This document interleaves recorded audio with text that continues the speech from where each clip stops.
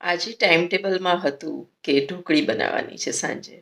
અને જો સાંજે ઢોકળી બનાવવાની હોય તો હું તુવેરની દાળ જ્યારે સવારે દાળ ભાત બનાવું એની સાથે થોડી એક્સ્ટ્રા બાફીને સ્ટોર કરી દઉં ફ્રીઝમાં. એટલે સાંજે મને અનુકૂળતા પડે પ્લસ ઝટપટ રસોઈ થઈ જાય. અને આજે ઢોકળી બનાવવાનો એક ઝટપટ રસ્તો પણ મેં શેર કર્યો છે. તો ચાલો જઈએ મારા કિચનમાં. ઢોકળી બધાની ઘરે બનતી જ હોય છે, પણ હું જે રીતે ઢોકળી બનાવું છું ને એક પીસ છૂટો પણ પડે છે અને વારે વારે તમને ઢોકળી ખાવાનું મન થાય એવી બને છે. તો આ ઝટપટ રેસીપી માટે મેં આવા 2 કપ ઘઉંનો લોટ લીધો છે. 2 માણસો માટે ઢોકળી બની રહી છે. હળદર, જીરું, અજમો, લાલ મરચું, મીઠું, રૂટીન મસાલા સાથે જેમ આપણે લોટ બાંધીએ તેમ જ બાંધવાનો છે. મોણ 2 ચમચા આવી રીતે રેડ્યા છે, જેનાથી લોટ થોડોક વધારે સોફ્ટ થાય. લોટ પાણી નાખતા કેળવતા બાંધી દેવાનો છે, જેમ આપણે બાંધતા હોઈએ છીએ તેમ જ. લોટ સરખી રીતે બંધાઈ ગયો છે, તેને થોડીવાર ઢાંકી દઈશું. અને ત્યાર પછી બીજી બાજુ આપણે કઢાઈમાં ઢોકળી બનાવીશું. તેના માટે તેલ લઈશું.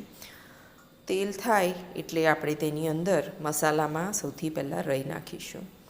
અને રાઈ તતડે એટલે 2 લીલા મરચાં નાખી દેવાના છે. થોડી હળદર નાખતાની સાથે જ ચપટી હિંગ પણ નાખી દેજો અને લાલ મરચું પણ વઘારમાં જ નાખી દેજો.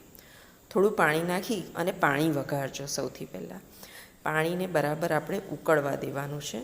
હાલાકી ઢોકળી બનાવવાની હોય એટલે સવારથી થોડીક એક્સ્ટ્રા દાળ બનાવી જ હોય. સાંજના ડિનરમાં મારે ત્યાં ઢોકળી પસંદ કરે છે, તો સવારે હું થોડી દાળ ભાત સાથેની દાળ એક્સ્ટ્રા બનાવી દઉં છું. હવે જે લોટ આપણે બાંધ્યો હતો ને તેના આવા મોટા મોટા 4 લુઆ એટલે પેડા કરી દઈશું. અને તેને આપણે મોટી ઢોકળી કાપવા માટે જેવી ભાખરી વણીએ તેવી પાતળી ભાખરી વણી દઈશું. અને 4 ભાખરીને એકસાથે વણી વચ્ચે ચોખાનું અતરામણ ભભરાઈ અને તેને થપ્પી કરી દઈશું.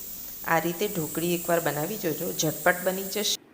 હવે જે મોટા રોટલા આપણે વણ્યા હતા તેને ચોખાનો લોટ બરાબર ભભરાવી અને એકની ઉપર એક આપણે થપ્પી કરી દઈશું. થોડો ઓછો હોય તો થોડો ભભરાઈ અને થપ્પી કરી દઈશું. અને થપ્પી કરી અને આપણે 4 ઢોકળીને એકસાથે કાપી કાઢીશું. હવે જો તમારી ઘરે 4થી વધારે ઢોકળી જોઈએ તો હવે 4ના સેટ કરી દેજો, જેનાથી તમારી ઢોકળી ચોંટશે નહીં. હવે આ બધાને આપણે ઢોકળીના જે પણ માપના ટુકડા કરવાના હોય એ જ માપના આપણે ટુકડા કરીશું. એકદમ સિમ્પલ અને ઇઝી રીતે ફટાફટ જલ્દી આપણી ઢોકળી આ રીતે થઈ જાય છે. ટુકડા બધા એક સરખા થશે, જેના લીધે બધા જ ટુકડા એકસાથે ચડી જશે. વળી બધા જ ટુકડા આપણે એકસાથે ઢોકળીમાં નાખીશું એટલે તેનો પણ આપણને ફાયદો થશે કે એક પીસ ચડ્યો અને બીજો પીસ ના ચડ્યો એવું નહીં થાય. મોરઓવર જે કઢાઈ આપણે ગરમ કરવા મૂકી હતી તેમાં જ આ બનીને તૈયાર થઈ જશે. હવે આડો કાપા પાડી અને આપણે ચોરસ કટકા કરી દઈશું. અને બધા જ કટકા આપણે એક પ્લેટમાં ભેગા કરી લઈશું. તો બધા કટકા કપાઈ ગયા છે અને હવે આપણે આખી લાઈન ઉપાડી દઈશું અને બધા કટકાને છૂટા કરી દઈશું. આ પ્રોસેસ ખૂબ જ સહેલો છે. અને હવે જે પાણી ઉકળવા મૂક્યું હતું તે પાણીમાં આપણે જે પ્લાનિંગ પ્રમાણે સવારે થોડી એક્સ્ટ્રા દાળ બનાવી હતી તે દાળ આપણે આની અંદર નાખી દઈશું.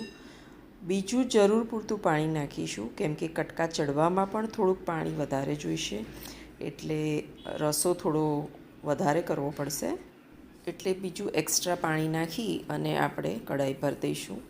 સ્વાદ પ્રમાણે મીઠું અને મરચું અત્યારે જ એડ કરી દઈશું અને બીજા મસાલા લાસ્ટમાં નાખીશું. થોડું ધાણા જીરું પણ નાખી દેવાનું, જેનાથી સ્વાદ સરસ આવશે. હવે આ પાણીને ઉકળવા મૂકી દઈશું અને પાણી બરાબર ઉકળે ને પછી જ આપણે જે કટકા તૈયાર કર્યા છે તેને નાખીશું. ઇન બિટવીન તમને કોઈ કટકા એમ લાગે કે ચોંટી ગયા છે તો થોડાક હાથથી છૂટા કરીને નાખજો, નહીં તો પીસીસ એકવાર પાણીમાં પડ્યા પછી બધા ચોંટી જશે. એટલે એ કામ ક્યાં કરજો, પણ ચોક્કસ આ રીતથી ઢોકળી ફટાફટ થાય છે. પ્લસ બધા જ કટકા એકસરખા કપાયા હોવાથી સારી રીતે ચડી પણ જાય છે. થોડીવાર આપણે ઢાંકી દઈશું અને પાણીને બરાબર ખળખળવા દઈશું. પાણીના ખળખળતાની સાથે જ આપણા ઢોકળી તૈયાર થઈ જશે. અને છેલ્લે જે મસાલા નાખવાના છે તે પણ આપણે ઢોકળી ચડ્યા પછી નાખી દઈશું. લગભગ દાળમાં બધા જ મસાલા આવતા હોય છે, પણ પાણીના ભાગનું જે પણ આપણે નાખવું પડતું હોય તે નાખવું જ પડતું હોય છે. લોટમાં મસાલા હોય છે, દાળમાં મસાલા હોય છે. અને ગળચટી ઢોકળી બનાવવાની હોય, ખાટી મીઠી ઢોકળી બનાવવાની હોય, એટલે મારા ઘરે હું જે પ્રમાણે મસાલા કરું છું એ જ મસાલા તમને બતાવું છું. હવે આની અંદર હું એડ કરીશ આમચૂર પાવડર, એટલે કેરીનો પાવડર, અને લીંબુ પાછળથી એડ કરીશું, પ્લસ થોડો ગોળ નાખીશું.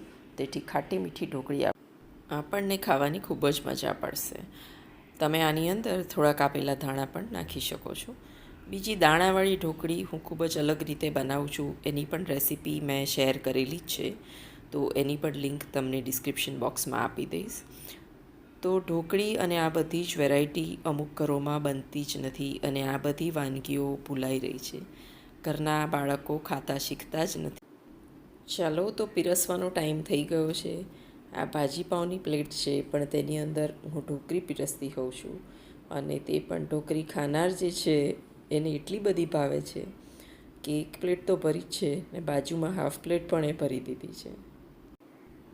અને દાળ ઢોકળી બનાવો ને એટલે એની સાથે જોઈએ કાપેલી ડુંગળી અને લીંબુ.